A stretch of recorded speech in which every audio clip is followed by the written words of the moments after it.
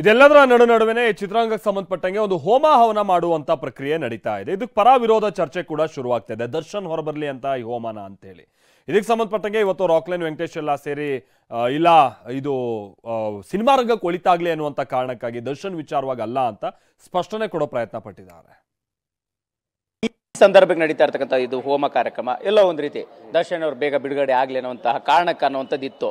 ಅದನ್ನ ನಿಮ್ಮ ಮಾತಲ್ಲಿ ಸ್ಪಷ್ಟನೆ ನೀಡುವಂಥದ್ದಾದ್ರೆ ಅದಕ್ಕೆ ಸ್ಪಷ್ಟನೆ ನೀಡೋದಾಯ್ತು ಅಂತಂದ್ರೆ ಅದಕ್ಕಲ್ಲ, ಚಿತ್ರರಂಗದ ಒಳಿತಿಗೋಸ್ಕರ ಮಾಡ್ತಾ ಇರೋದ್ರಿಂದ ಕಲಾವಿದರ ಸಂಘದಲ್ಲಿ ಮಾಡ್ತಾ ಇದೀವಿ. ಆ ಥರ ಅವ್ರಿಗೆ ಒಳ್ಳೇದಾಗ್ಲಿ ಅಂತ ವೈಯಕ್ತಿಕವಾಗಿ ಮಾಡೋದಾಗಿದ್ರೆ ನನ್ನ ಮನೇಲಿ ನಾನು ಮಾಡ್ಕೊಂತಿದ್ದೆ, ಯಾವುದೋ ದೇವಸ್ಥಾನದಲ್ಲಿ ಕಾಣದಂಗೆ ಮಾಡ್ಕೊಂತಿದ್ದೆ. ಆ ಥರದವ್ರು ಅಲ್ಲ ನಾವು.